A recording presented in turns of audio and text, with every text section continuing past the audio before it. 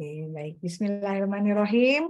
Assalamualaikum warahmatullahi wabarakatuh. Selamat malam Ibu dan Bapak peserta yang sudah hadir dan setia menunggu menunggu artis narasumbernya join lagi nih. Alhamdulillah akhirnya bisa bergabung lagi. Baik, malam ini enak nih ya, malam-malam ya, besoknya kita libur. Malam ini kita mau belajar bersama lagi. Nah, tema kali ini di seminar atensi hari ini hari Jumat tanggal 14 Juli 2023 kita mau belajar tentang apa nih ya? Judulnya atau temanya adalah menjaga kesehatan mental orang tua sebagai pendamping anak dan remaja. Waduh, ini judulnya menjaga kesehatan mental orang tua. Oh, ternyata orang tua juga butuh ya, harus ya sehat secara mental gitu ya. Nanti kita dengar langsung nih dari narasumbernya. Kita malam ini akan belajar dengan narasumber Ibu, saya sih manggilnya Mbak ya karena masih muda sekali. Sebentar saya panggil dulu nih. Nah, jadi narasumber kita malam ini, nah ini dia dengan Mbak Dr. Dirli MC Psikolog. Beliau seorang psikolog, juga seorang dosen pengajar di Fakultas Psikologi Universitas Mercu Buana di Jakarta. Coba saya sapa dulu Mbak Dirli. Assalamualaikum. Waalaikumsalam Mbak Eva. Aduh, ini saya tahu Mbak Dirli itu orangnya super sibuk gitu ya. Nih, alhamdulillah bisa malam ini. Ini, Sama-sama, makasih Mbak Eva sudah diundang ke atensi. aduh, makasih aku yang makasih. Kemarin kita sesinya belum mulai, udah ada beberapa DM ya. Pokoknya mau ketemu dengan narasumber, Monggo nanti Mbak Dirli mohon diinfokan kalau mau cari Mbak Dirli kontaknya kemana nanti diinfokan karena rasanya kalau di dia data nggak ada nih ya. Nggak muncul nih nomor Iya kontak. Mbak Eva. Iya, it's Ada okay. nanti di halaman terakhir ya.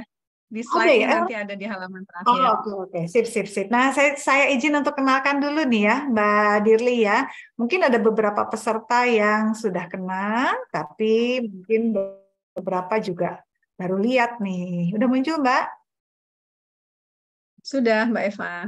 Nah, jadi narasumber kita malam ini ini karena masih muda sekali dengan Mbak Dr. Dirli MC Psikolog.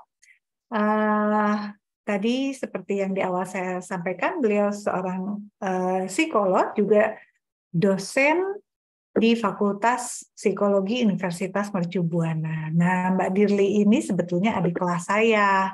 Jadi beliau itu mengambil pendidikan S1 sarjananya di Fakultas Psikologi Universitas Pajajaran, kemudian lanjut lagi program S2 Magister Profesi Psikologi di Universitas Pajajaran, mengambil majoring klinis anak dan remaja, kemudian lanjut lagi S3 di program doktor Fakultas Psikologi Universitas Pajajaran. Ini kayaknya kalau ada S4, ada S5 nih Mbak Dirli lanjut terus ya Mbak?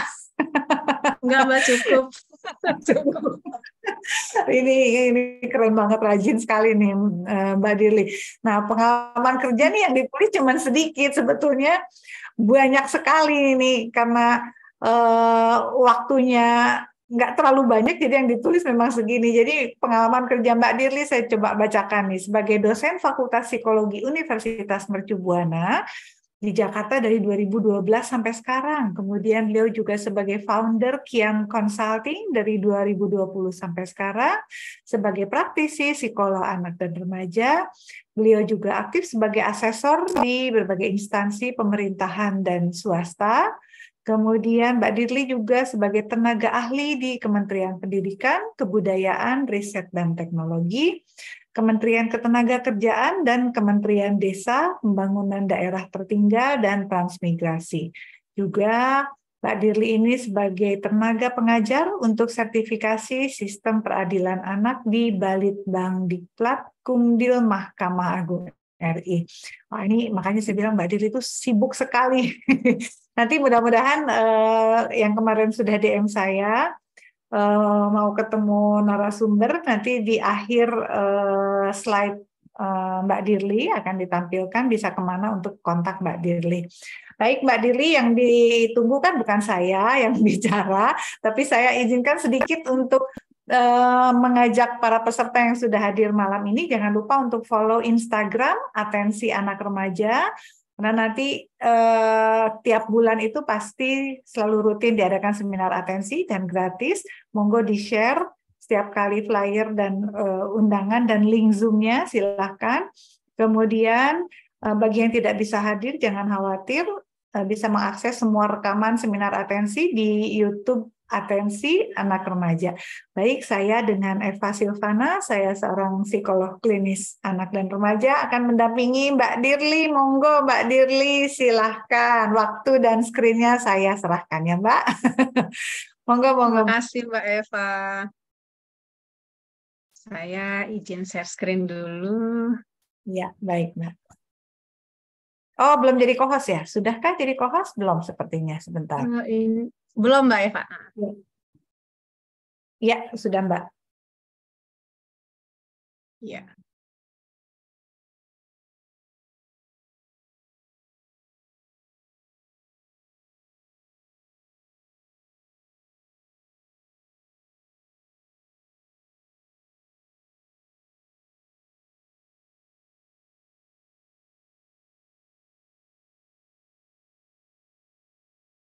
Nah, sudah muncul Mbak. Sudah? Oke. Sudah. Iya. Baik, Mbak Eva, terima kasih atas kesempatannya. Bapak Ibu yang ada di ruangan Zoom ini, saya sapa dulu ya. Assalamualaikum warahmatullahi wabarakatuh. Selamat malam Bapak Ibu semuanya. Saya senang banget Mbak Eva. Saya senang banget Mbak Eva diundang ke acara atensi ini. Buat saya nih ketemu dengan Bapak Ibu semua, ketemu Mbak Eva di ruangan Zoom ini tuh jadi healing ya. Jadi healing setelah penat beraktivitas sekian lama ya.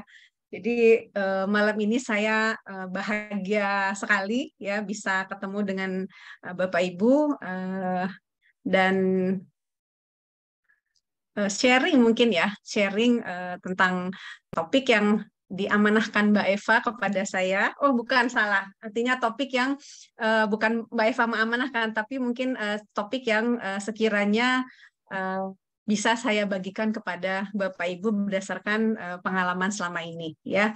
Jadi hari ini kita akan bicara tentang menjaga kesehatan mental orang tua sebagai pendamping anak dan remaja. Ini sebetulnya menjaga kesehatan mental orang tua ini sebetulnya topik yang apa ya?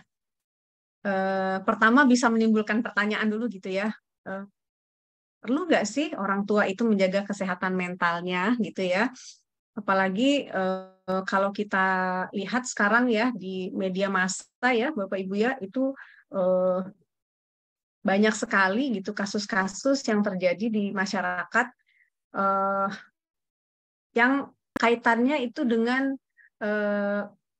bagaimana orang tua memperlakukan anaknya ya. Ada yang mungkin melakukan kekerasan yang bahkan bisa sampai menimbulkan kematian pada anak gitu ya. Jadi semua itu sebetulnya tidak terlepas dari kesehatan mental orang tua itu sendiri. Jadi makanya apa yang akan kita bicarakan hari ini sebenarnya sangat relate gitu ya dengan kondisi atau persoalan-persoalan yang banyak terjadi di masyarakat saat ini. Jadi Bapak dan Ibu ada 3 hal yang ingin kita bicarakan ya bersama pada malam ini. Yang pertama kita awali dengan kenapa penting ya, kenapa penting menjaga kesehatan mental kita sebagai orang tua. Kemudian yang kedua nanti kita akan bicarakan tentang kesehatan mental dan kaitannya dengan aktivitas positif yang membahagiakan. Nah, itu apalagi ya aktivitas positif yang membahagiakan. Nanti kita akan kupas bersama. Dan yang ketiga adalah penerapan aktivitas positif dalam keseharian kita. Jadi 3 poin itu yang akan kita diskusikan malam ini. Mungkin sebelum lebih jauh, saya ingin menyapa dulu. Di sini ada Akila, kalau di namanya ya.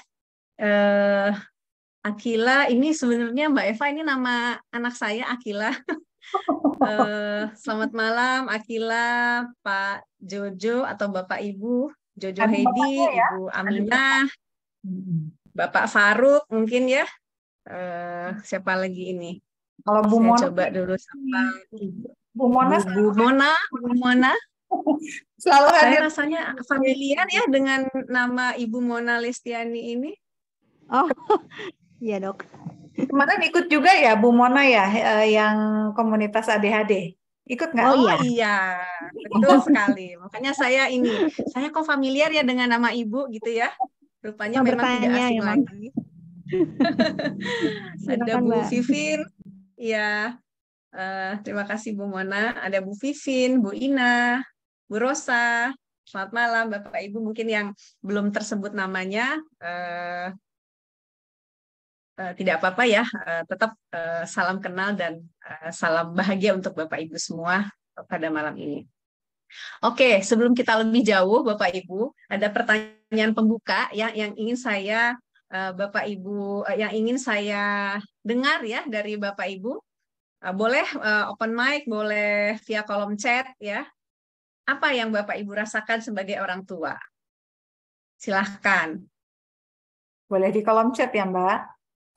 Boleh. Coba silahkan dituliskan. Nah, coba.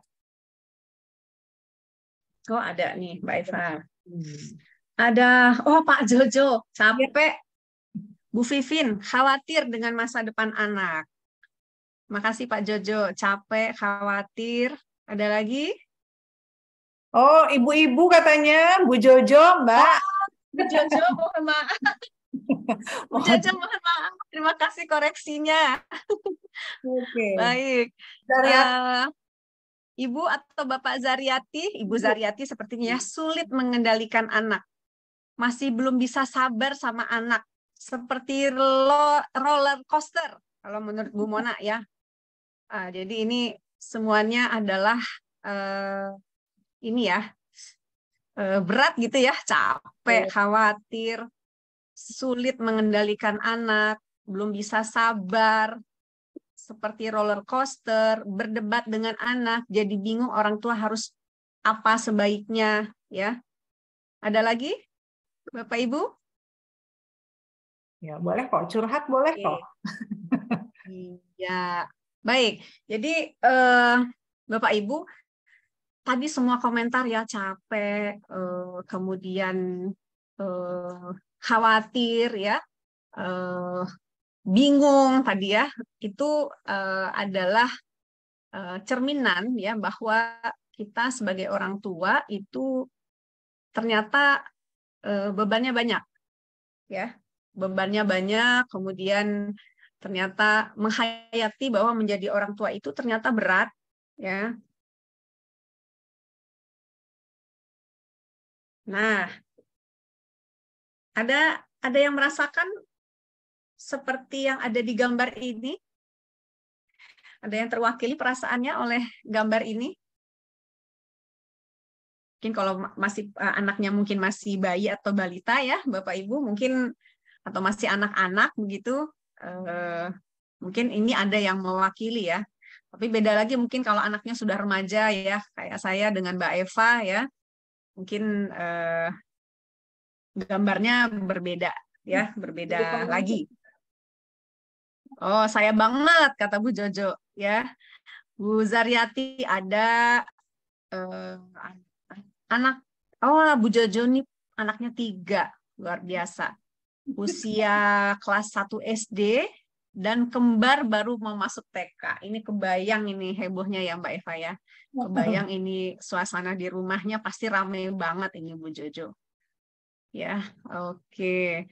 Nah, jadi tadi apa yang diungkapkan oleh Bapak dan Ibu-ibu, mungkin banyaknya ini ibu-ibu ya, ibu-ibu maupun apa yang kesesuaiannya dengan apa yang ada di gambar ini, ya, itu adalah kondisi yang memang banyak dirasakan oleh orang tua, ya, dirasakan oleh orang tua dengan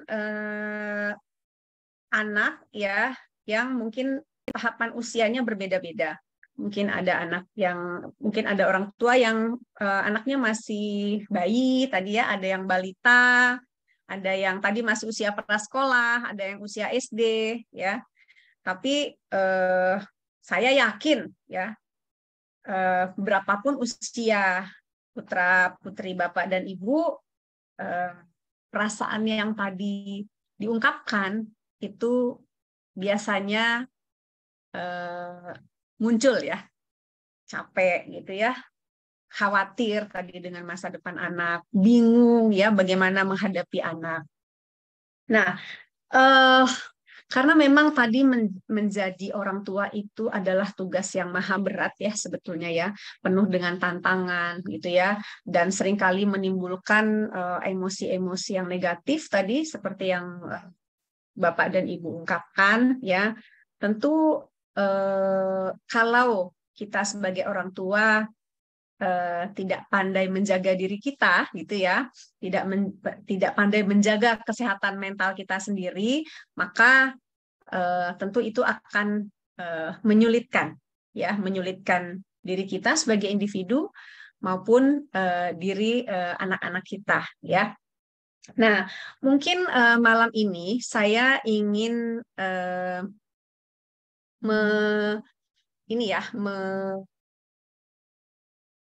mengkhususkan ya, atau mengkerucutkan bahwa kita sebagai orang tua, walaupun tadi ya punya peran yang cukup banyak gitu ya sebagai orang tua, kita tetap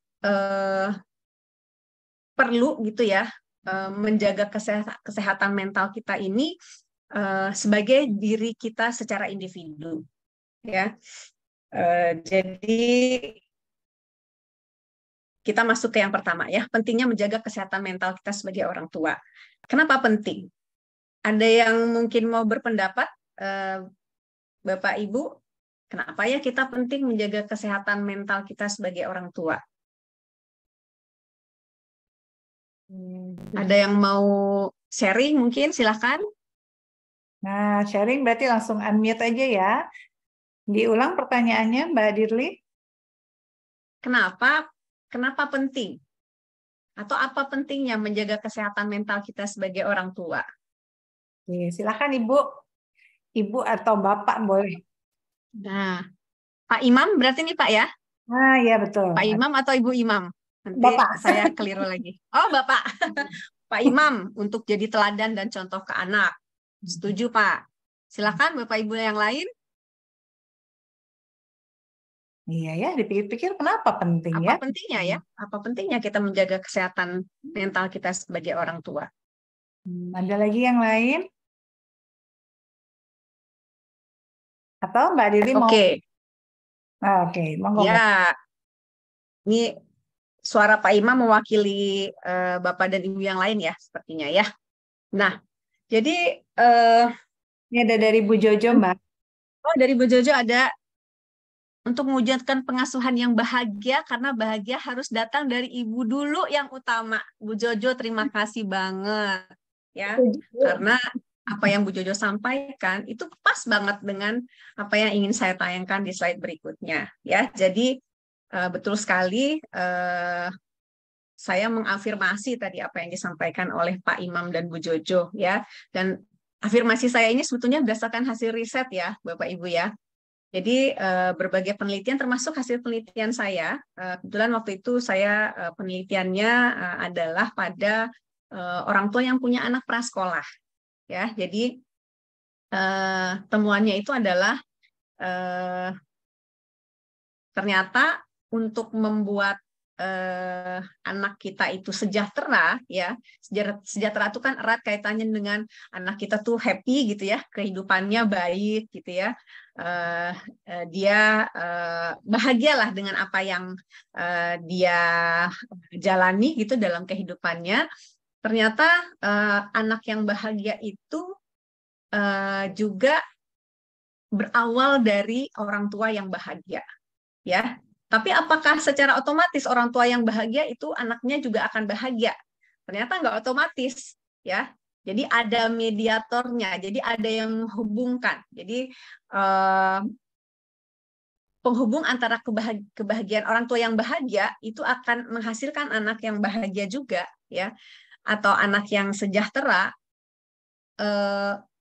melalui gitu ya, melalui itu pengasuhannya. Ya, jadi orang tua yang bahagia tadi akan menampilkan pengasuhan yang lebih positif ya kepada anaknya. Nah, pengasuhan yang positif inilah yang akan membuat anak menjadi anak yang tumbuh menjadi anak yang bahagia ya, menjadi sejahtera dan bisa berkembang secara optimal. Jadi dengan kata lain di sini ya, Bapak Ibu, orang tua yang bahagia itu akan mampu bersikap lebih hangat gitu ya, mungkin lebih sabar ya, lebih ceria, lebih responsif terhadap kebutuhan anak, mau mendengarkan anak gitu ya ketika mungkin sedang susah hati, berkeluh kesah misalnya, lebih peka terhadap apa yang dirasakan oleh anak. Ya, sehingga perlakuannya kepada anak itu juga bisa membuat anak itu menjadi lebih tenang, ya, lebih tenang, lebih bahagia. Nah, jadi artinya di sini sangat penting ya kebahagiaan, kesejahteraan orang tua, ya, kesehatan mental orang tua itu menjadi kunci untuk bisa mengembangkan ya atau menghasilkan anak yang sejahtera dan bahagia juga. Lewat apa? Lewat praktek pengasuhannya. Ya, mungkin kalau kita baca hasil penelitian ya, Bapak Ibu, memang ada perbedaan ya. Kalau misalnya kita punya anak yang usianya lebih kecil ya, mulai dari anak usia dini, anak usia prasekolah sampai usia sekolah ya. Nah, ini berlaku ya. Jadi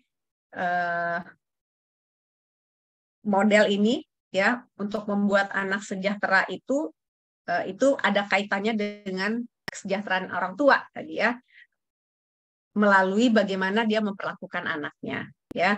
Nah, tapi ketika anak kita mungkin sudah mulai lebih besar, misalnya ke remaja begitu ya, ternyata mungkin hubungannya tidak lagi sekuat ketika anak usianya lebih kecil ya. Kenapa? Karena mungkin remaja itu sudah mulai ini ya, dunia remaja itu sudah mulai lebih luas ya. Kalau misalnya anak-anak itu kan tadi keluarga itu menjadi nomor 1 ya, mungkin teman sebaya itu nomor 2. Nah, ketika remaja itu berbeda. Remaja itu dunianya adalah dunia teman sebayanya gitu ya, sehingga mungkin orang tua, walaupun peran orang tua masih tentu saja masih sangat besar gitu ya terhadap pencapaian kesejahteraan dan kebahagiaan remaja gitu ya, namun ada peran teman sebaya yang juga sebetulnya tidak kalah penting.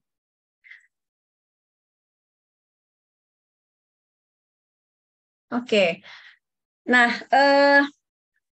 ini adalah gambaran ya, Bapak Ibu ya. Saya rasa kita sering melihat hal ini di dalam kehidupan sehari-hari ya. Ciri orang dalam kurung orang tua yang bahagia dan yang kurang bahagia ya. Biasanya kalau orang yang bahagia itu ciri-cirinya adalah memandang dunia ini berwarna ya. Kemudian orang itu berpikir untuk hidupnya itu untuk saat ini. Jadi dia tidak berpikir terlalu jauh begitu ya. Sesuatu yang belum terjadi itu tidak. Jadi fokusnya adalah pada hidup yang sedang dijalani saat ini. Kemudian orang yang bahagia juga melihat sisi positif dari masalah, ya. Lalu bisa menikmati hal-hal kecil itu dalam kehidupannya sehari-hari, ya. Sebaliknya, orang yang kurang bahagia itu biasanya memandang dunia itu muram, ya. Sering mengeluh. Nah, ini kalau misalnya kita menemui orang-orang di sekitar kita ada yang sering begini, berarti dia kurang bahagia, ya. Sering mengeluh, kemudian sering atau selalu melihat masalah itu dari sisi negatif. Jadi susah aja ya. Jadi kalau setiap ada masalah itu sepertinya selalu selalu membebani, selalu menyusahkan gitu ya. Padahal mungkin tidak selalu seperti itu. Dan tentu saja tidak menikmati hidup karena tadi ya sering mengeluh ya, bahkan hal-hal kecil yang sebetulnya tidak perlu dikeluhkan itu juga dikeluhkan atau menjadi masalah besar. Hal-hal kecil itu jadi masalah besar sehingga tidak bisa menikmati hidupnya. Nah, tadi ya karena dengan gambaran ada orang yang bahagia gitu ya, ada orang yang mungkin kurang bahagia juga ya. Tentunya Bapak Ibu menemui ya dua tipe gitu orang yang ada dalam kehidupan keseharian ya. Nah, salah satu cara ya supaya kita bisa bahagia ya, baik kita sebagai orang tua maupun sebagai individu ya. Salah satu cara, sebetulnya banyak cara ya Bapak Ibu ya, tapi salah satu cara itu adalah dengan melakukan aktivitas positif yang bisa membuat kita bahagia. Nah, apa itu aktivitas positif yang membahagiakan? Kita akan bicarakan lebih jauh ya.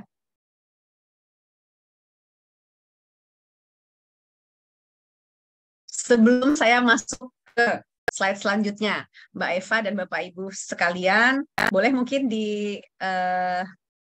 tulis dulu di kolom chat ya, atau open mic silahkan. Aktivitas apa saja sih yang bisa membuat Bapak Ibu bahagia? Silahkan.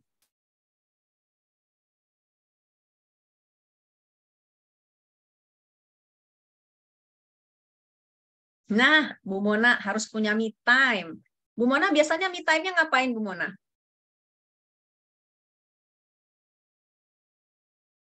Nah, Pak Imam olahraga tuh katanya. Pak Imam olahraga, travel, Pak Imam ya, olahraga, traveling.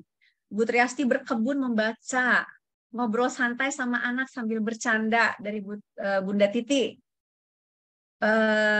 Bu Ina adalah olahraga, macam-macam ya ternyata. Bu Mona sederhana, olahraga, makan mie ayam. Oke, jadi menikmati hal yang disukai ya Bu Mona ya. Bu Jojo berdoa ketika sunyi dan bermain bersama anak. Pak Imam kuliner.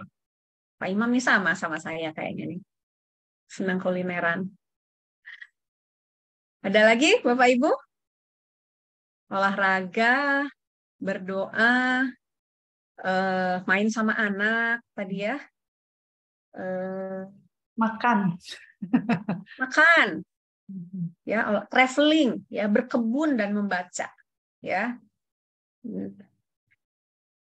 Oke. Macam-macam ternyata ya. Nah,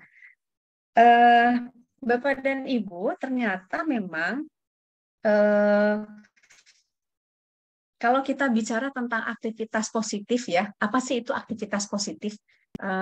Jadi aktivitas positif itu adalah kegiatan yang sifatnya itu sederhana, ya, kemudian bertujuan dan dilakukan secara rutin yang dapat mengembangkan pikiran dan perilaku yang sehat. Nah, jadi kita sebagai orang tua tadi ya, kalau kita mau bahagia ya, kalau kita mau sejahtera secara psikologis gitu ya, yang mana itu adalah kondisi yang diperlukan untuk mencapai kesehatan mental ya, maka aktivitas positif inilah yang sebetulnya bisa kita rutinkan ya dalam kehidupan sehari-hari. Jadi ternyata yang namanya aktivitas positif itu jangan berat-berat gitu ya, sederhana, bertujuan, rutin dilakukan, Dan itu semua dapat mengembangkan pikiran dan perilaku yang sehat. Jadi kalau misalnya ternyata tidak mengembangkan pikiran dan perilaku yang sehat, itu bukanlah aktivitas positif. Nah, selanjutnya adalah kaitan antara kesehatan mental dan aktivitas positif. Ya, jadi kenapa sih kita perlu melakukan aktivitas positif ya dalam kehidupan kita? Ya, ternyata kaitannya seperti ini ya, Bapak Ibu ya. Jadi ketika kita melakukan aktivitas yang positif, ya ternyata itu bisa membangkitkan pikiran-pikiran yang positif juga, ya. Kemudian perasaan yang positif juga, serta perilaku yang positif. Jadi dengan kata lain ya, aktivitas positif itu bisa mendorong munculnya pikiran, perasaan, dan perilaku yang positif. Jadi mungkin dengan kita sering mengulangi gitu ya, mengulang aktivitas-aktivitas tersebut, maka perilaku positifnya gitu ya akan semakin kuat gitu ya untuk terbentuk di dalam diri kita. Kemudian juga aktivitas positif itu juga bisa membuat kebutuhan-kebutuhan kita itu needs-nya itu terpenuhi ya. Misalnya apa ya kebutuhan kita ya? Tadi misalnya kita senang gitu ya, kita punya kebutuhan untuk berelasi misalnya dengan orang lain ya. Kayak misalnya tadi Bu siapa ya, Bu Mona atau Bu Triasti kalau nggak salah tadi ya, bermain dengan anak gitu ya. Nah, bermain dengan anak kan sebetulnya juga kebutuhan sosial ya. Nah, jadi artinya ketika kita bermain dengan anak, itu kebutuhan kita untuk berelasi ya dengan orang lain, dengan anak, dengan pasangan, dengan teman-teman, dengan keluarga itu terpenuhi. Kemudian juga aktivitas positif ini ya dengan tadi ya dengan munculnya pikiran, perasaan, dan perilaku yang positif yang mungkin akan terbentuk gitu ya, ini akan membantu kita untuk mencapai kondisi yang bahagia dan sejahtera secara psikologis ya. Nah, bagaimana supaya kondisi ini bisa kita capai ya? Tentunya dengan melakukan aktivitas positif yang kita pilih itu sesuai dengan diri kita ya, sesuai dengan masing-masing individu, sesuai dengan kepribadian kita, karena mungkin aktivitas positif yang membuat kita bahagia tadi kan berbeda-beda ya, seperti yang Bapak dan Ibu tadi sampaikan di kolom chat. Rasanya sih nggak ada yang persis sama gitu ya. Jadi artinya memang aktivitas ini bisa dipilih sesuai dengan kepribadian kita, kemudian nilai-nilai yang kita anut gitu ya. Misalnya tadi Bu siapa ya tadi yang mana namanya, Berdoa ketika yang ini berdoa tadi ya, Bu Titi. Oh, Bu Titi yang tadi ngobrol sama anak. Oh, iya. Bu Jojo ya, berdoa ketika sunyi gitu ya. Nah, itu kan mungkin itu adalah aktivitas yang sesuai dengan nilai-nilai yang dianut oleh Ibu Jojo. Ya, dan juga sesuai pula dengan kondisi yang kita hadapi. Jadi sesuai dengan waktu, keadaan ya, yang memang memungkinkan untuk kita lakukan. Nah, ketika kita ya, baik sebagai individu maupun sebagai orang tua, merasakan yang namanya kebahagiaan, kemudian kita merasa kita memiliki, kita puas gitu ya dengan kehidupan kita, kita merasa memiliki kehidupan yang katakanlah baik gitu ya, maka perasaan-perasaan ini akan menjadi dasar kita menjadi seseorang yang punya mental yang lebih sehat. Ya, dengan kesehatan mental yang kita miliki, maka kita akan lebih bisa mengatasi masalah-masalah yang kita hadapi. Ya, kemudian menguntungkan juga ya dengan kondisi bahagia dan sejahtera tadi, biasanya orang akan lebih mampu untuk menghasilkan gagasan-gagasan baru yang kreatif ya, lebih produktif juga dalam mengerjakan hal apapun ya dalam kehidupannya, baik itu dalam bekerja, baik itu dalam mengerjakan tanggung jawab rumah tangga misalnya ya. Kemudian juga bisa membantu kita untuk mengembangkan relasi yang lebih luas dan relasi yang lebih harmonis dengan orang lain. Ya, secara fisik juga ternyata menimbulkan dampak yang positif juga ya, bisa membuat daya tahan tubuh kita menjadi lebih meningkat sehingga secara fisik mungkin kita akan bisa menjadi lebih sehat dan terhindar dari penyakit-penyakit yang mungkin beresiko tinggi. Nah, itu kaitan antara aktivitas positif dengan kesehatan mental. Jadi sebetulnya aktivitas positif inilah yang menjadi inti yang kita bicarakan ya hari ini supaya kita bisa menjadi orang tua yang sehat mental. Nah, apa saja yang termasuk ke dalam aktivitas positif? Nah, saya di sini menggunakan sebuah konsep ya yang dikemukakan oleh seorang ahli yang bernama Lyubomirsky ya. Jadi ahli ini mengelompokkan ada 5 kelompok besar gitu ya yang termasuk dalam aktivitas positif. Dan saya yakin sebetulnya apa yang dikemukakan oleh Lyubomirsky ini sebetulnya sudah sering gitu ya kita lakukan mungkin dalam kehidupan sehari-hari.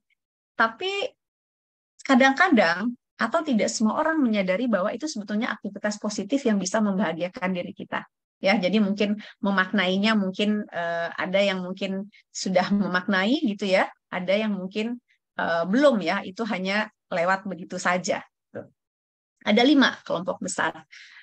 Kelompok 1 itu adalah bersyukur dan berpikiran positif. Ya, nanti mungkin detailnya akan dibicarakan di slide berikutnya.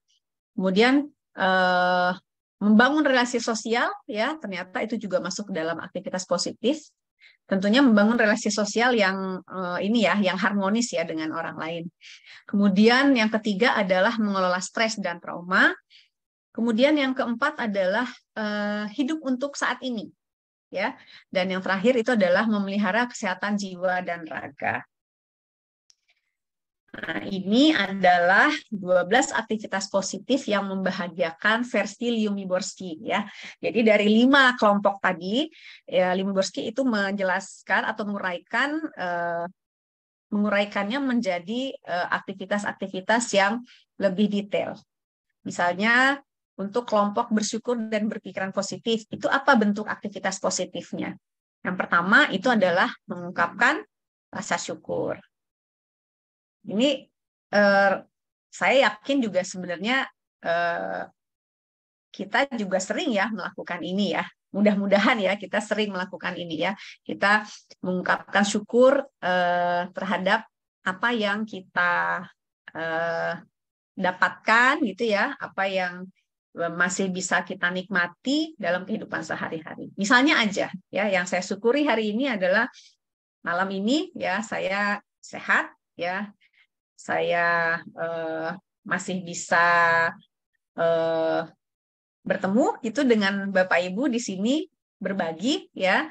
Saya bersyukur bisa hari ini tuh saya makan sesuatu yang saya suka gitu ya. Saya suka banget. Jadi ada ini ya, ada kue yang bukan kue itu kayak snack gitu ya, tapi saya suka banget karena itu dari daerah saya, asal saya dulu, dan itu dibawa oleh ayah saya. Saya jarang makan snack itu. Nah, hari ini saya bisa menikmati. Jadi itu rasanya enak banget dan saya bersyukur masih bisa menikmati snack tersebut dalam keadaan sehat. Ya. Nah, tentunya masing-masing Bapak Ibu mungkin punya rasa syukurnya masing-masing gitu ya, terhadap apapun yang ada dalam kehidupan Bapak dan Ibu. Kemudian yang kedua itu masih dari kelompok bersyukur dan berpikiran positif, itu adalah memupuk optimisme.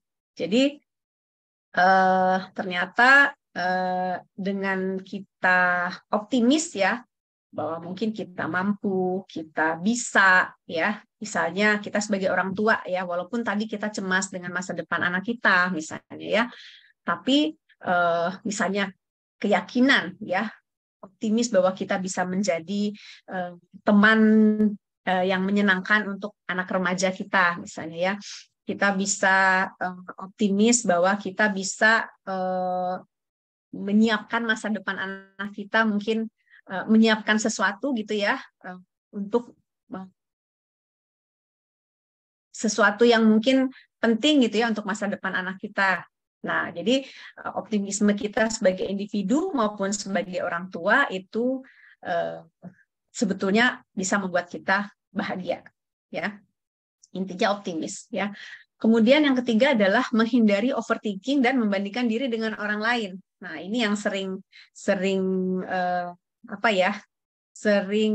kali banyak orang lakukan, ya. Overthinking itu kadang-kadang memang susah dicegah gitu, ya, tapi sebetulnya masih bisa dicegah, ya. Jadi kalau kita terlalu banyak khawatir gitu, ya, apa yang akan terjadi di depan. Oh, nanti kalau misalnya ini akan terjadi seperti ini, aduh nanti kalau begini gimana, ya, gitu. Nah, mungkin hal-hal seperti itulah sebetulnya justru bikin kita nggak happy gitu, ya. Jadi dengan menghindari overthinking dan tadi, ya, stop membandingkan diri kita dengan orang lain, itu bisa membuat kita lebih bahagia. Kemudian kelompok yang kedua itu adalah membangun relasi sosial, ya. Bentuknya apa? Bisa itu berbuat baik, itu, ya. Ternyata berbuat baik kepada orang lain tentunya itu bisa menjadi sesuatu yang membahagiakan, ya. Kepada siapa? Kepada siapa saja, ya. Bisa kepada yang terdekat mungkin dengan keluarga kita, ya, dengan anak, dengan pasangan, ya, dengan orang tua, dengan tetangga, mungkin dengan orang lain yang tidak kita kenal, ya. Jadi itu bisa kita jadikan program gitu, ya, berbuat baik kepada orang lain itu bisa membahagiakan diri kita sendiri. Lalu membina hubungan sosial. Jadi membina hubungan sosial ini artinya ada kesinambungan gitu, ya. Kita membina hubungan yang sifatnya mungkin jangka lama atau jangka panjang gitu, ya. Misalnya dengan keluarga, ya, dengan sahabat, dengan teman-teman. Nah, itu ternyata memang bisa membahagiakan juga. Kemudian yang ketiga, mengelola stres dan trauma, ya. Jadi tentunya kita semua mengalami yang namanya stres, ya, Bapak Ibu, ya. Rasanya nggak ada, apalagi orang tua, ya, tidak ada orang tua yang nggak stres, ya. Hanya mungkin derajatnya aja mungkin yang berbeda satu sama lain. Nah, ternyata dengan kita mengelola stres kita, ya, apalagi kalau mungkin kita pernah mengalami peristiwa-peristiwa yang traumatik dalam kehidupan kita, gitu, ya, ternyata itu perlu dikelola, gitu, ya, dan bisa dikelola untuk bisa membuat kita menjadi pribadi dan orang tua yang bahagia. Bentuknya seperti apa? Ternyata yang pertama itu adalah mengembangkan strategi coping, ya. Strategi coping itu artinya kita memang mengembangkan strategi untuk menyikapi, ya, masalah-masalah yang kita hadapi dan mungkin tadi menimbulkan stres dan trauma. Dan yang termasuk dalam kelompok ini juga adalah ternyata belajar memaafkan, ya, Bapak Ibu, ya. Susah nggak sih memaafkan? Menurut Bapak Ibu susah nggak ini? Susah-susah gampang, ya, Mbak. Susah-susah gampang, ya. Susah-susah gampang. Ada yang bilang susah-susah gampang, ada yang bilang gampang, ada yang bilang susah banget, ya. Terutama mungkin kalau kita pernah mungkin mengalami perlakuan yang sangat amat tidak menyenangkan, ya, apalagi sampai bisa menimbulkan trauma, ya, dalam kehidupan kita. Nah, tapi ternyata, ya, dengan kita belajar memaafkan, sesungguhnya kita sedang belajar untuk membahagiakan diri kita sendiri. Kemudian kelompok yang keempat tadi hidup untuk saat ini, ya. Bentuk aktivitas positifnya adalah yang pertama itu memusatkan perhatian pada apa yang kita kerjakan. Nah, ternyata mindfulness ya istilahnya di sini ya. Jadi ketika kita mencoba untuk mindful itu kan artinya kita memusatkan pikiran ya dan hati gitu ya, pikiran dan hati kita ketika kita sedang menghadapi sesuatu gitu ya. Dan kita tidak memikirkan hal lain di luar apa yang sedang kita hadapi gitu. Nah, itulah ternyata bisa menimbulkan kebahagiaan juga ya. Mindfulness itu bisa membuat kita lebih bahagia. Kadang-kadang kita kalau sebagai orang tua ya, terutama mungkin ibu-ibu ya yang tugasnya banyak ya. Kadang-kadang kita pikirannya kayak ini ya, Bapak Ibu ya, kayak benang kusut gitu ya. Kita di rumah tapi mungkin ibu-ibu yang bekerja. Kita ada di rumah tapi mikirin kerjaan. Kita ada di tempat kerja tapi mikirin anak di rumah. Nah, kayak gitu. Padahal kalau di sini ya ternyata dengan kita memusatkan perhatian apa yang sedang kita kerjakan. Kalau di kantor kita mikirin kantor. Kalau di rumah ya kita mikirin yang di rumah, jangan mikirin yang di luar rumah gitu. Nah, ini ternyata bisa membuat kita lebih bahagia. Kemudian menikmati hidup ya, apapun yang kita lakukan dalam kehidupan ini itu kita nikmati. Misalnya tadi Bu Titi gitu ya, yang senang berkebun ya dan membaca. Nah, itu adalah bentuk aktivitas menikmati hidup ya. Kemudian komit dengan tujuan. Jadi ternyata orang yang memang komit dengan tujuan yang sudah dia tetapkan itu bisa menimbulkan kebahagiaan dalam kehidupannya.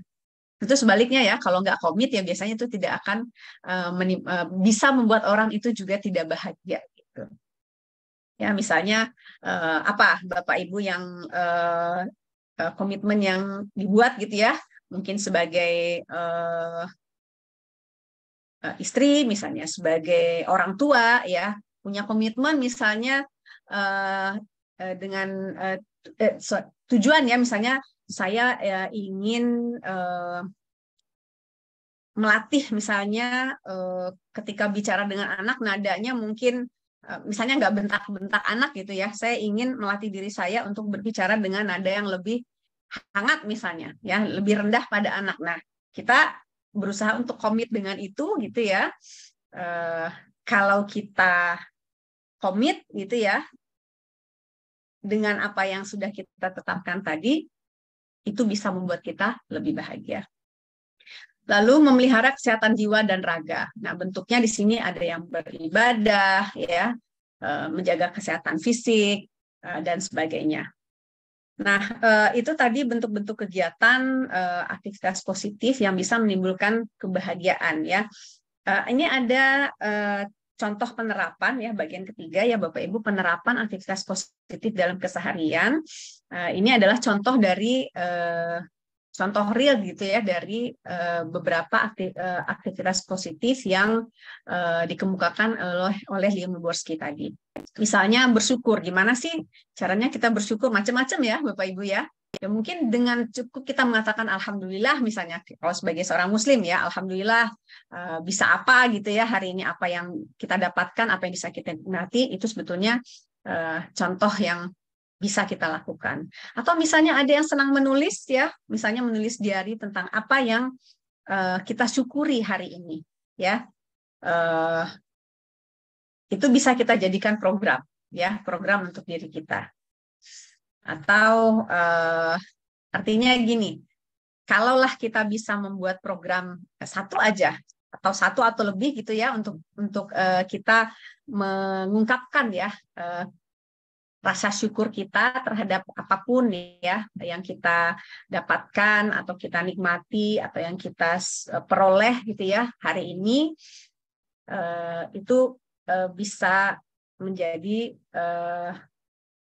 aktivitas yang kalau rutin itu akan membahagiakan kita ya. Jadi mungkin bisa dipraktekkan ya Bapak Ibu ya.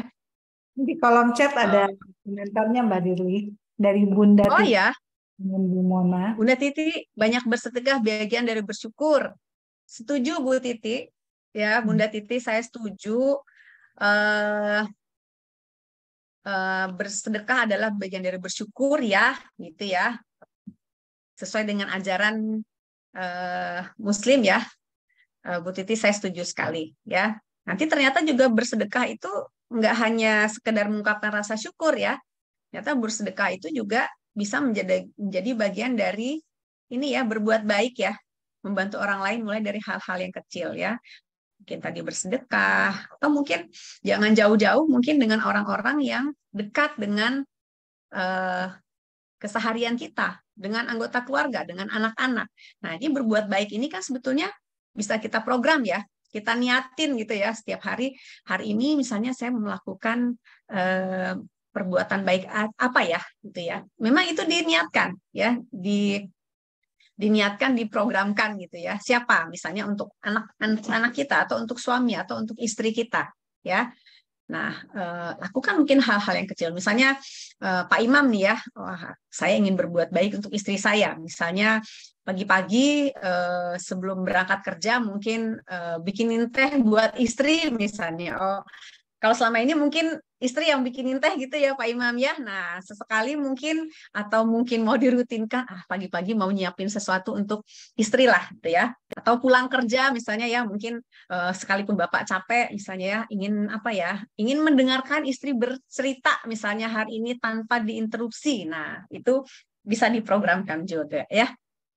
Di intinya berbuat baik kepada orang lain, misalnya ya membantu orang lain mulai dari hal-hal yang kecil saja, itu ternyata bisa membuat kita menjadi pribadi yang lebih bahagia. Ya. Contoh lain tadi menghindari overthinking ya. Tadi ya overthinking itu mungkin sering datang gitu ya pada setiap orang, tapi ternyata itu memang perlu dilawan, ya, harus dilawan. Jadi pikiran-pikiran negatif yang muncul itu memang kita harus buat negasinya ya, kita harus counter gitu supaya pikiran negatif tadi itu tidak berkepanjangan dan malah mungkin menimbulkan emosi-emosi negatif yang berkepanjangan juga. Jadi pikiran itu adalah kunci ya Bapak Ibu ya. Mengelola pikiran itu adalah kunci supaya kita bisa lebih bahagia.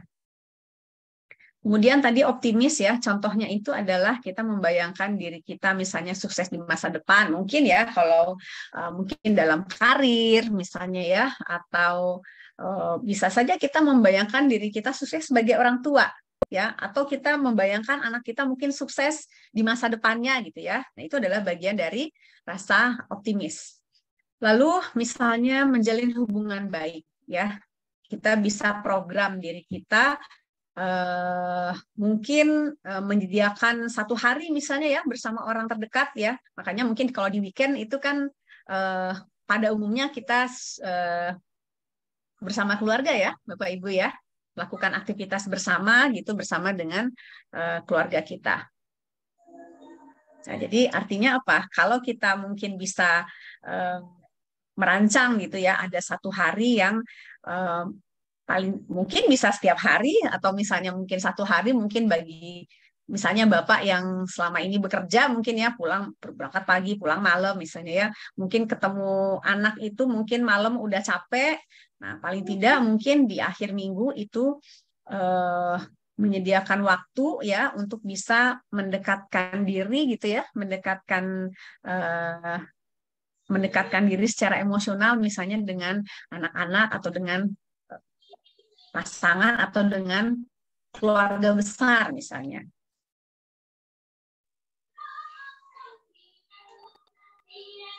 Nah, contoh aktivitas positif lainnya adalah tadi memaafkan ya Bapak Ibu ya. Sebenarnya sih untuk memaafkan ini tuh ada kalau dalam psikologi positif itu ada terapinya tersendiri ya sebetulnya ya. Terapi gratitude ya, bersyukur, memaafkan ya, forgiveness itu ternyata menjadi salah satu bentuk terapi ya.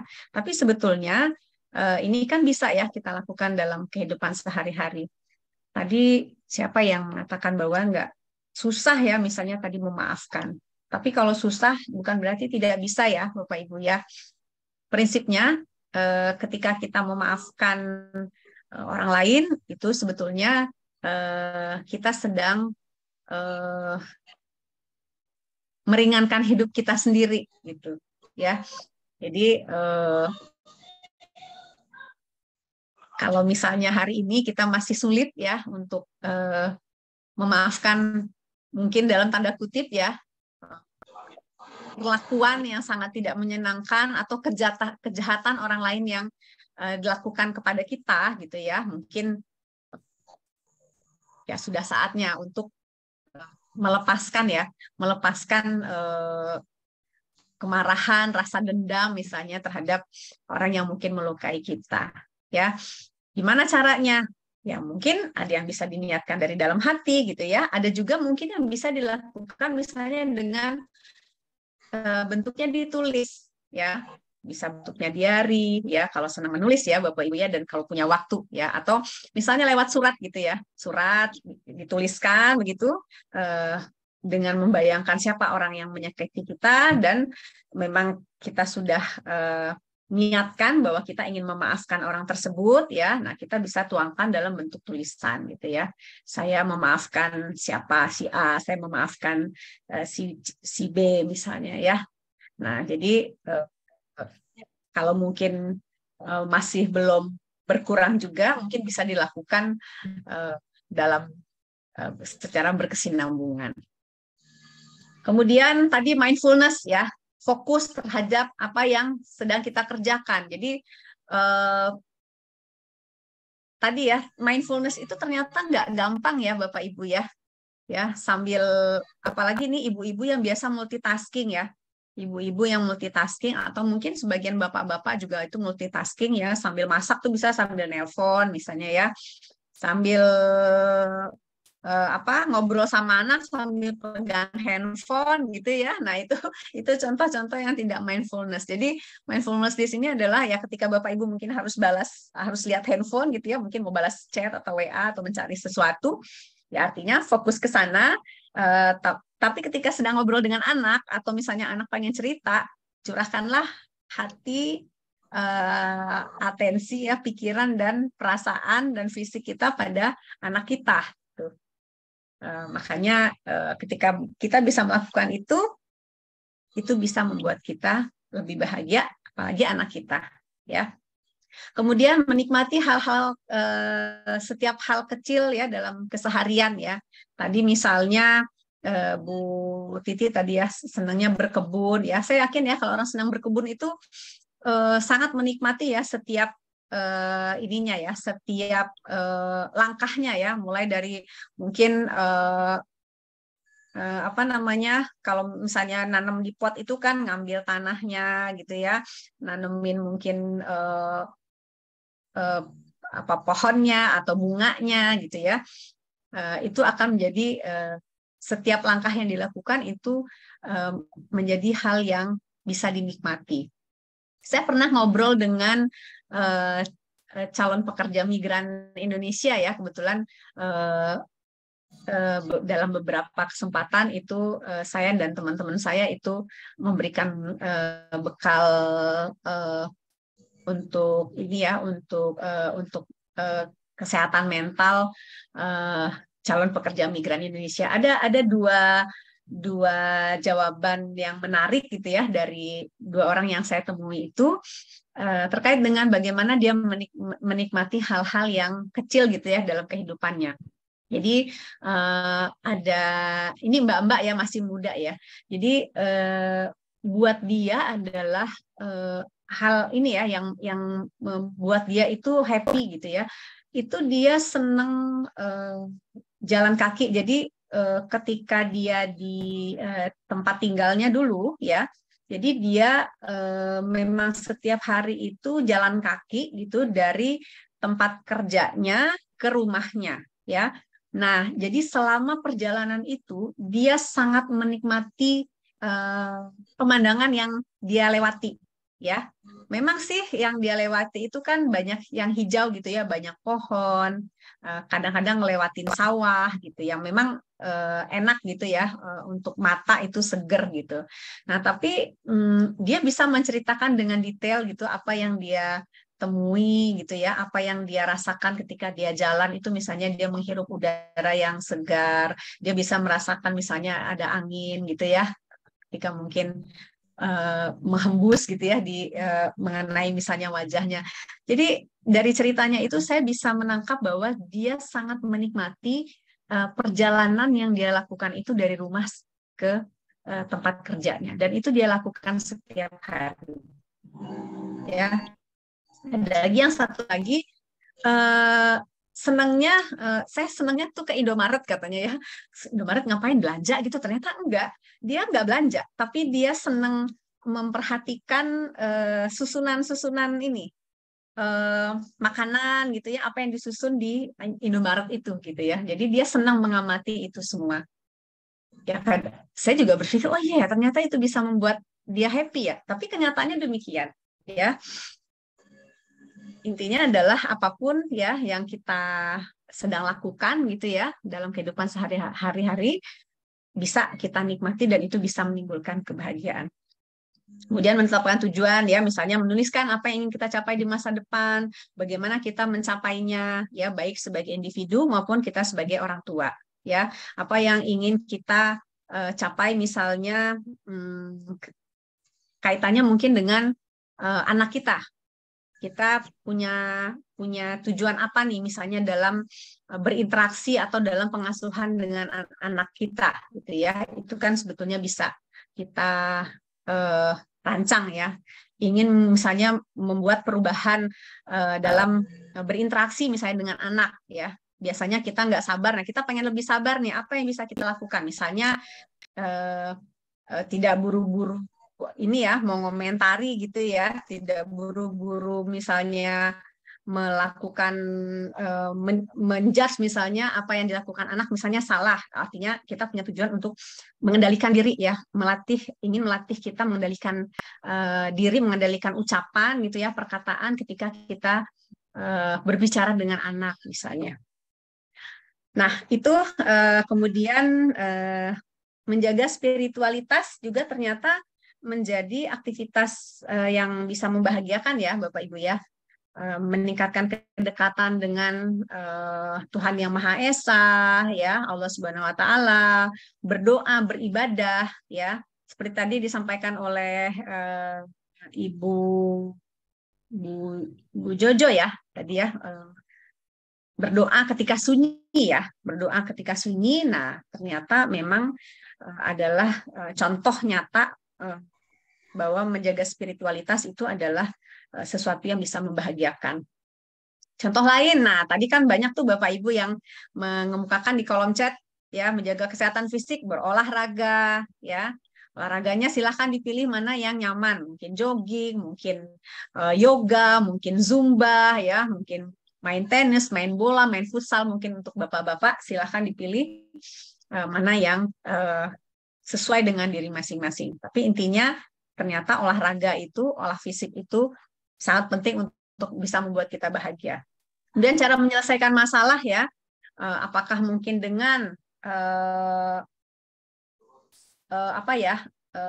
mengatasi masalah misalnya dengan berfokus pada membenahi emosi kita, namanya emotion focus coping ya. Mungkin dengan mengubah cara pandang kita terhadap masalah ya. Misalnya kalau selama ini kita menganggap masalah itu adalah sesuatu yang selalu menyusahkan gitu ya, mungkin akan membuat kehidupan kita akan runtuh misalnya ya. Apa yang kita cita-citakan mungkin tidak akan tercapai dengan masalah itu misalnya ya. Nah, ternyata kita bisa mengaturnya gitu ya, mengatur situasi itu dengan mengatur emosi kita. Jadi misalnya kalau kita tadi menganggap itu adalah masalah, itu adalah sesuatu yang membebani misalnya ya, kita bisa mengubah cara pandang kita terhadap masalah, bahwa bisa jadi masalah yang berat itu ternyata kita bisa belajar banyak ya. Sebetulnya ada hikmah dari masalah yang kita hadapi itu gitu ya. Mungkin kita ketika menghadapi masalah, kita belajar untuk atau melatih diri kita untuk eh, rileks gitu ya, supaya tidak cemas. Jadi kita mengupayakan relaksasi misalnya untuk diri kita supaya tidak cemas gitu ya. Misalnya dengan eh, latihan apa ya? Mungkin kalau ada yang suka relaksasi nafas gitu ya, eh, untuk bisa meredakan kecemasan. Nah, itu sebetulnya bagian dari emotion focus coping, yang intinya kita mengelola perasaan kita ketika sedang menghadapi masalah. Kemudian problem focus coping ya, artinya kita mencari solusi ya terhadap masalah yang kita hadapi. Nah, mungkin untuk bisa ke arah sana, bisa jadi Bapak Ibu menentukan sendiri, atau kalau misalnya bingung ya gimana ya menghadapi masalah ini, bisa minta pendapat dari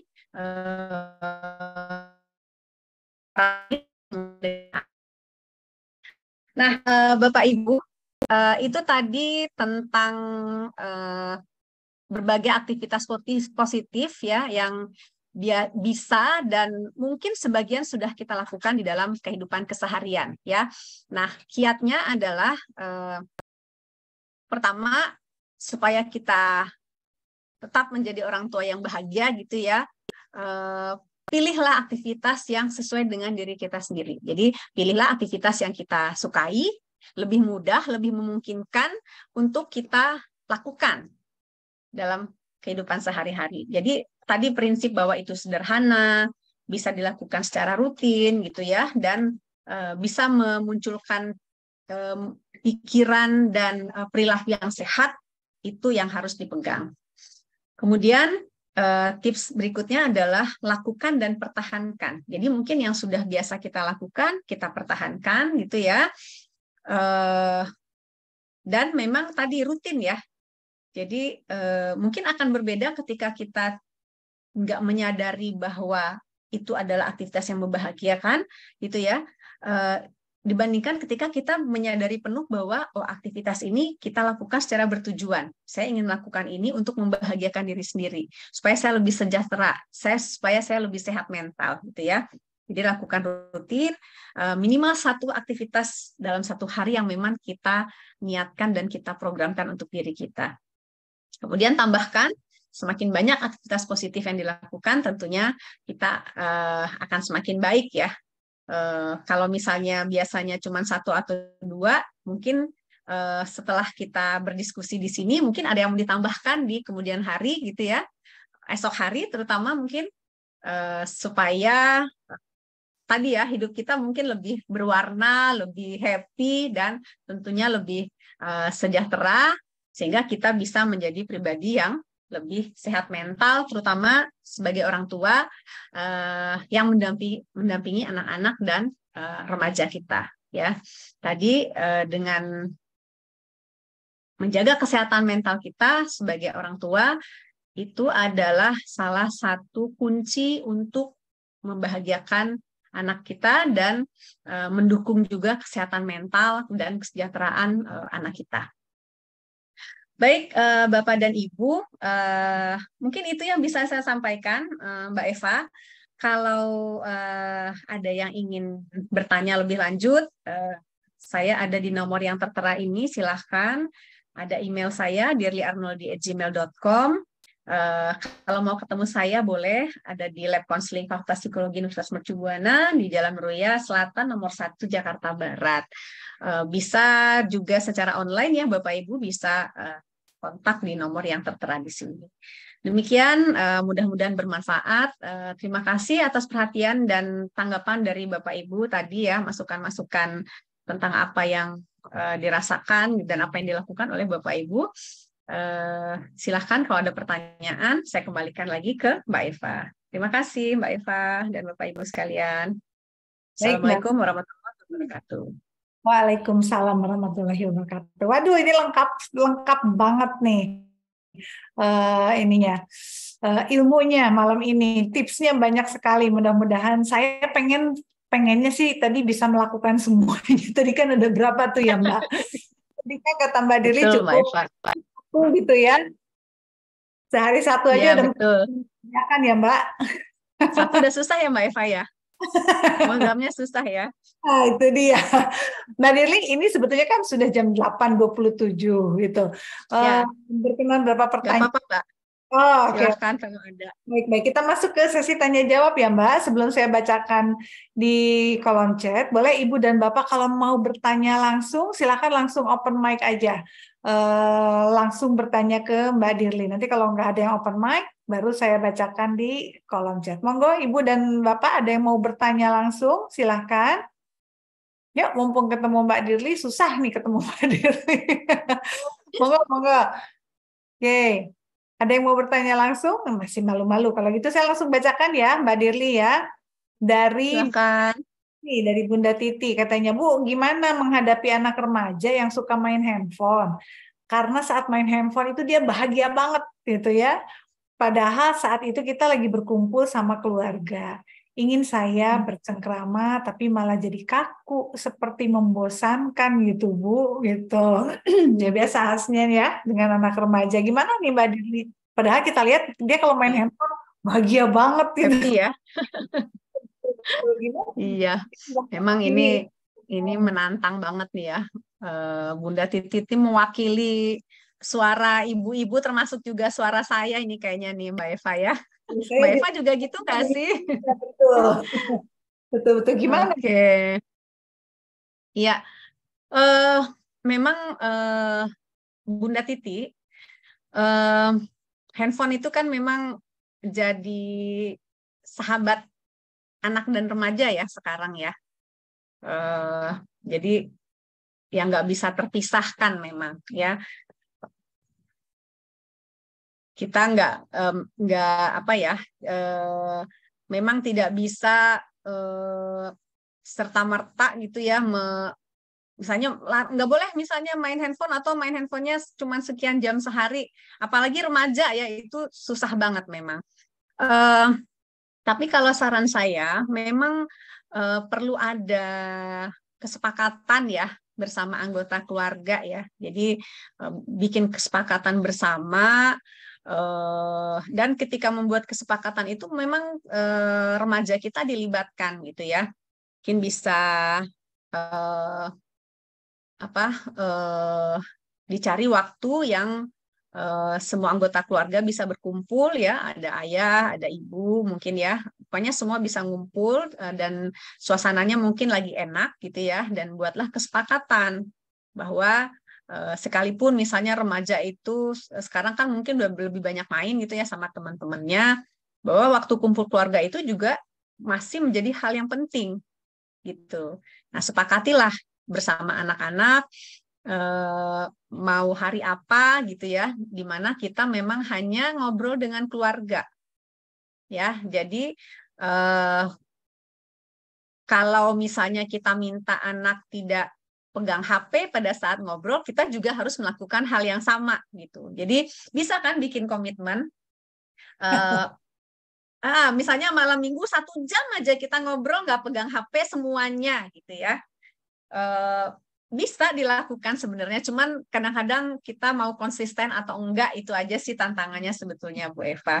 Jadi membuat kesepakatan dulu itu yang paling penting, karena misalnya dalam menentukan misalnya hari apa, jam berapa, nah itu akan lebih baik itu minta masukan ya dari anak-anak sehingga mereka memang punya andil gitu loh untuk memutuskan hari, jam gitu ya, berapa lama kita meluangkan waktu untuk berinteraksi hanya dengan keluarga tanpa diganggu dengan handphone. Mungkin itu Bunda Titi masukan dari saya. Monggo mungkin Mbak Eva mau menambahkan. Challenging banget ya Mbak Dirli ya. Tapi ini kata Bunda Titi nih, kalau misalnya handphonenya ditarik, kita jadi kaku gitu kan, jeng-jeng gitu kan, nggak ada tema nih. Kenapa jadi kaku ya Bu Titi ya? Jadi mungkin Karena ini betul, jadi orang sebagai tua mungkin juga susah lepas dari handphone kali ya Bu Eva ya. Mbak atau Eva. jadi orang tua perlu kreatif juga ya Mbak Dirli ya Ya, gitu. Perlu betul, update betul. nih sekarang yang temanya lagi seru apa nih di anak-anak remaja. Film-film di bioskop tuh kan lagi keren-keren tuh. Nah, Transformer dan betul. mulai buka temanya dengan hal-hal yang pastinya kena dengan anak-anak remaja begitu ya, atau dari Ya, ke anak betul. Juga bisa ya, Mbak Dirli. Memang betul. Setuju Mbak Eva. Kadang memang lebih mudah itu masuk ke remaja dari apa yang mereka sukai ya. Nah, kadang-kadang persoalannya apa yang remaja suka, orang tua kan belum tentu suka gitu ya. Nah itulah tantangannya ya, tantangan jadi orang tua bahwa eh, suka nggak suka, mau nggak mau, sebetulnya kita perlu ya, perlu tahu ya, perlu menggali lebih jauh, perlu perlu memang cari informasi lebih jauh tentang apa yang disukai oleh anak kita, walaupun sebenarnya secara pribadi kita nggak suka gitu ya, untuk bahan obrolan gitu, karena biasanya lebih masuk tuh kalau dari apa yang dia sukai gitu. Betul, jadi jangan ketinggalan juga ya informasi anak kita lagi suka apa nih sekarang. Ada yang suka Ya, anime lah, ada yang suka Korea lah. Jadi kita juga iya, ngintip gitu ya informasi tentang supaya tadi kata Bu Titi, setuju, Mbak. aku jadi kaku ya, seperti membosankan gitu kalau handphone yang nggak ada. Mudah-mudahan bisa dicoba nih ya Bunda Titi ya. Oke, ini lanjut dari Bu Zaryati nih Mbak Dirli. Katanya ada nggak sih ciri khusus kalau ternyata orang tua itu tidak sehat mentalnya? Apa nih ciri khusus? Ini saya jadi deg-degan juga nih Mbak Dirli. Nggak sih ciri khususnya?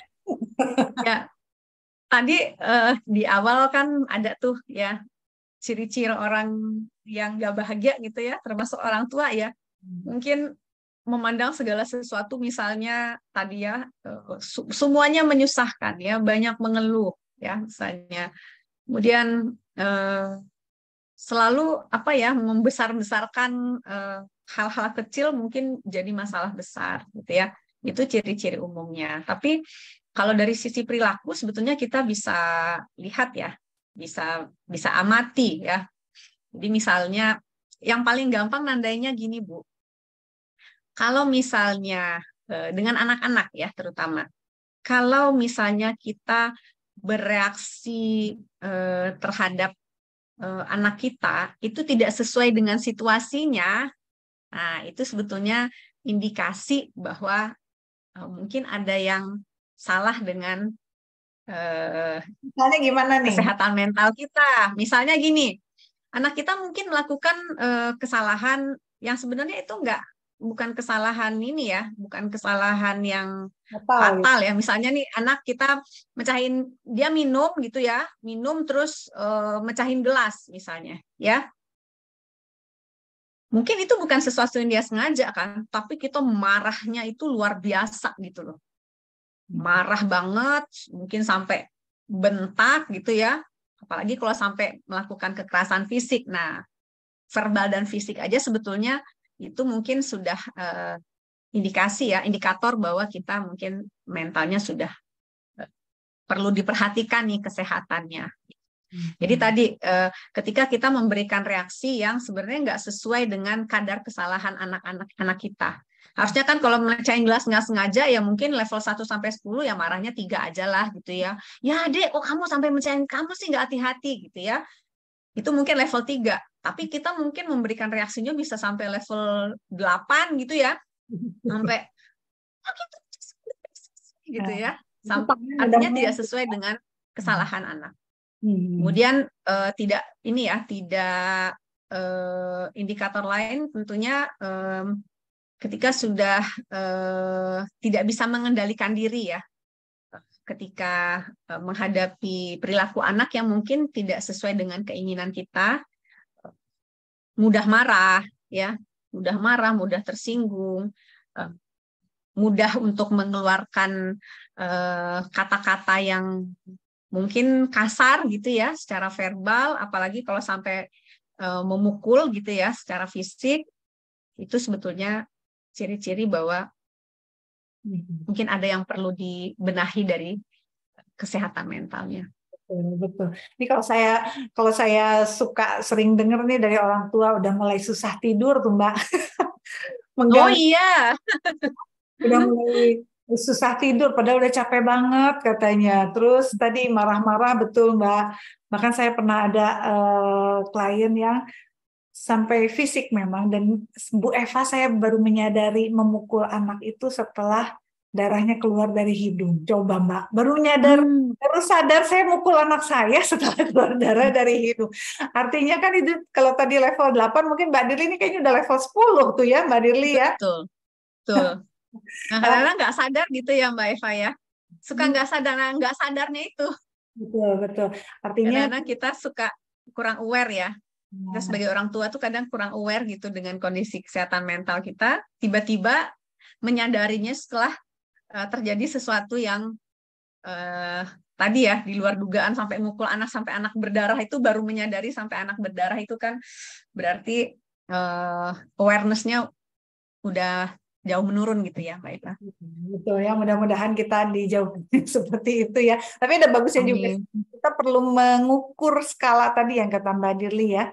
Perlu menyadari kita ada di level mana, di skala angka berapa nih. Terus kalau misalnya sudah di angka tadi, di angka berapa normalnya Mbak Dirli kalau begitu? Nggak ada angkanya ya Mbak Eva ya. Nggak ada angkanya. Mengembalikan ya. Ya mungkin kalau kita sendiri nggak menyadari, mungkin bisa ini ya, memberdayakan pasangan misalnya ya, untuk memberikan masukan gitu tentang kita ya. Kan pasti pasangan juga seharusnya ya itu mengamati juga kan perlakuan kita sehari-hari kepada anak, ya perilaku kita sehari-hari gitu. Oke, mudah-mudahan nih Bu Zaryati udah mulai ancang-ancang nih, saya ada di mana nih sekarang nih, ya. Mudah-mudahan ciri-cirinya juga nggak muncul juga di Bu Zaryati ya, Bu Zaryati. Oke, kita lanjut ya, Mbak Dirli, ada dari Bu Jojo nih. Bagaimana cara supaya mama tidak sampai frustrasi ketika berdebat dengan sebentar? Bagaimana caranya ya Bu agar ibu mungkin ya, agar ibu tidak sampai frustrasi ketika berdebat dengan anak di tempat umum. Seperti contohnya saya melarang anak berlari-larian di tempat umum yang banyak orang. Anak ngotot ingin beli sesuatu yang padahal tidak perlu, itu contohnya. Ini usia berapa dulu nih mungkin ya anaknya Bu Jojo mana? Bu, open mic Bu. Bu Jojo masih ada? Boleh open mic dong? Halo? Usia berapa Bu anaknya Bu? Anaknya usia 7 tahun. Usia 7 tahun. Laki-laki. Dari mana Bu Jojo? Ya? Bu Jojo dari kota mana? Saya dari Bogor. Oh, dari Bogor. Dari Bogor ya Bu? Iya, deket tetangga. Oke, usia 7 tahun nih Mbak, udah dibilang sama ibunya jangan lari-lari, malah ngotot. Marah-marah apa sesuatu gitu ya. Baik. Oke, ini juga sering ya dialami ya. Pengalaman Bu Jojonya juga sering dihadapi oleh ibu-ibu lain ya. Menghadapi anak tuh di tempat umum gitu ya. Memang ini perlu strategi memang. Jadi apa ya?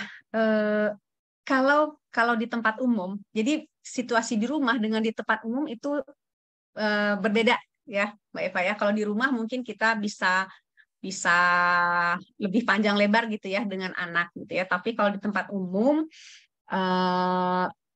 berdebat dengan anak itu sebetulnya sesuatu yang mungkin perlu kita hindari gitu ya.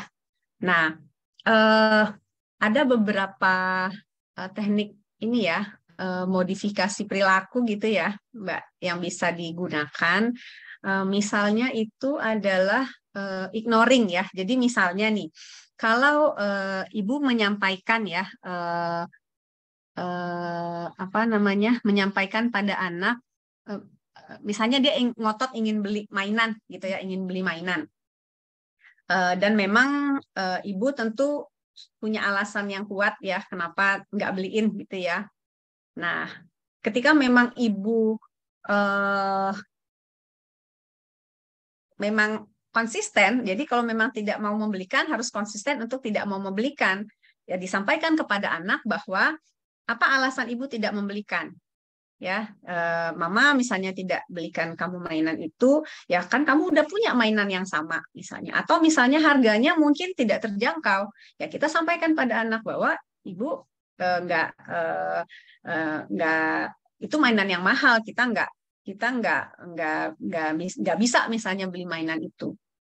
Nah, jadi memang ketika menyampaikan itu harus dengan keyakinan ya bahwa memang kita nggak akan berubah gitu ya Bu ya. Jadi jangan sampai ngototnya anak itu karena mungkin dia membaca sepertinya kita masih bisa diatur gitu loh. Kita masih bisa disetel gitu bahwa nanti kalau saya ngotot nih kayaknya ibu mau beliin gitu ya. Jadi memang kita memang konsisten bahwa kalau memang tidak mau membelikan ya memang kita tidak belikan dan kita jelaskan alasannya. Nah, kalau misalnya anak masih ngotot, kita jelaskan lagi, kalau enggak juga mungkin kita bisa tinggalkan gitu ya. Kita bisa tinggalkan, bisa sampaikan bahwa mama nggak mau berdebat sama kamu di sini gitu ya. Dan mama misalnya nggak punya uang untuk beli mainan itu. Jadi kalaupun misalnya kamu bersikeras ya kita nggak punya uang, mama nggak bisa beli. Ya, mama tinggal ya. Kalau kamu masih tetap di sini, mama tunggu di luar misalnya kayak gitu. Mungkin nggak ditinggalin ya Bu ya, mama tunggu di luar. Jadi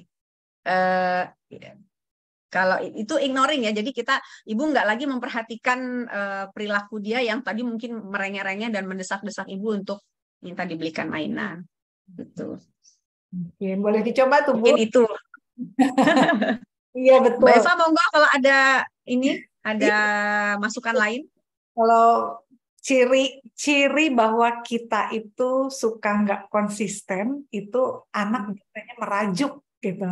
Merajuk tuh apa ya? Diri ya, tawar-menawar gitu ya. Nah, betul. Ciri orang tua yang tidak konsisten dengan pendirian. Kalau jadi orang tua tuh kan kalau nggak boleh ya nggak boleh terus gitu. Tapi kalau anak membacanya kadang boleh, kadang enggak. Sekarang boleh, besok enggak. Nah itu salah satu cirinya anak biasanya merajuk. Merajuk tuh apa ya? Merajuk tuh membujuk, ngambek gitu ya. Ngambek, merengek gitu. Ya. Jadi itu Mbak Dirli. Jadi kalau anak minta sesuatu, satu kita harus komit dengan kesepakatan di awal. Misalnya dari sebelum pergi pun kita sudah membuat kesepakatan. Nanti kita nggak beli-beli ya, gitu. Kita mau jalan. Jadi kalau nanti ada yang merengek mau beli, kita pulang. Dan itu harus dijalankan. Memang kita pulang gitu. Jangan cuma aja gitu ya. Terus kalau sepakat tidak beli, ya jangan beli gitu. Dan termasuk pasangan kita nih kadang suka menggelitik juga nih, kata kita nggak beli, kata pasangan kita tiba-tiba dibeliin. Itu juga benar banget. Harus satu suara dan harus konsisten. Itu sih kuncinya. Dan tadi ignoringnya diabaikan aja. Kalau anak nangis, guling-guling, ya sudah, kita jalan aja. Nanti toh anak juga ngikutin dari belakang. Sambil kita lihat apakah tempatnya aman, safety-nya tetap nomor 1. Itu ya, Mbak Dirli ya. Ya. Setuju Mbak Eva. Terima kasih Mbak Eva sudah ditambahkan. Iya, oke. Ini sepertinya pertanyaannya sudah habis nih dari Pak Imam. Terima kasih, sangat bermanfaat. Membuat orang tua bahagia, katanya. Betul, Mbak. Jadi memang bahagia itu penting sekali ya, sehingga kita aura bahagianya tuh jadi beresonansi kepada anak gitu ya, Mbak Dirli. Kalau saya simpulkan dari Mbak Dirli tadi. Oke, sepertinya pertanyaannya sudah habis nih, Mbak. Ia sudah dikasih tahu sebijak mungkin tapi didebat terus. Oh, sudah sebijak mungkin tapi didebat terus. Kayaknya anaknya emang senang berdebat ya. Artinya ya Mbak, anaknya senang berdebat. Kalau gitu ibu jangan berdebat juga dong. Cukup katakan tidak. Enggak ya sayang ya. Enggak. Terus aja bilang enggak ya, maaf ya, tidak. Tidak, nanti anak juga kalau kita konsisten enggak ya Bu ya. Oke, Mbak Dirli, sepertinya pertanyaan sudah habis. Mungkin sedikit dari Mbak Dirli untuk closing statement nih, apa yang mau Mbak Dirli pesankan untuk orang tua terkait dengan menjaga kesehatan mental sebagai orang tua. Monggo Mbak, sedikit aja, pendek aja mungkin. Iya, terima kasih Mbak Eva. Apa ya closing statement-nya? Menjadi orang tua dan menjadi orang tua yang bahagia dan sehat mental itu sebetulnya pilihan, ya pilihan dan bisa diupayakan. Jadi Bapak Ibu jangan menyerah untuk terus mengupayakan menjadi orang tua yang bahagia dan sehat mental. Wih, keren banget. Demi anak-anak kita ya, demi anak-anak kita. Betul. Merinding banget, Mbak, bahwa menjadi bahagia itu adalah sebuah pilihan. Betul, Mbak. Aduh, makasih banyak Mbak Dirli, hatur nuhun. Dan mohon maaf ini Sami-sami, Mbak Eva. Terima waktunya. kasih banget sudah diundang ke sini ya, ketemu dengan Bapak Ibu semua. Terima kasih Bapak Ibu Ini atas perhatiannya, atas tanggapannya, pertanyaan-pertanyaannya yang keren banget ya. Terima kasih sekali lagi, mudah-mudahan bermanfaat. Terima kasih sumbernya Mbak Mbak. Eva. Kata Bu Jojo terima kasih, katanya sampai nggak kepikiran saya itu, katanya saking sudah terlanjur frustasi duluan. Ayo Bu Jojo, monggo kalau sudah merasa frustrasi apa dan segala macam segera hubungi tenaga profesional. Tadi kontaknya Mbak Dirli sudah ada, jadi monggo Ibu dan Bapak kalau mau lihat lagi rekaman seminar, mau lihat lagi kontaknya Mbak Dirli, nanti silahkan mengakses YouTube Atensi Anak Remaja. Semua rekamannya ada di situ. Mbak Dirli, hatur nuhun, keren banget. Ini sangat bermanfaat, insya Allah. Nanti buat teman-teman yang mengakses YouTube Atensi Anak Remaja, juga saya mengucapkan terima kasih banyak Ibu dan Bapak. Terima kasih banyak Ibu dan Bapak peserta yang sudah hadir. Mbak Dirli, selamat istirahat. Saya tahu hari Jumat pasti hektik banget di kantornya. Terima kasih banyak, hatur nuhun ya Mbak Dirli ya. Sami-sami, atur nuhun Mbak Eva, Bapak Ibu semuanya. Saya izin live. Dengan demikian saya tutup seminar atensi malam ini. Wassalamualaikum warahmatullahi wabarakatuh. Nuhun Mbak. Monggo. Waalaikumsalam warahmatullahi wabarakatuh. Assalamualaikum. Terima kasih Ibu dan Bapak. Waalaikumsalam. Mohon izin saya tutup Zoom-nya. Sampai ketemu di seminar atensi berikutnya.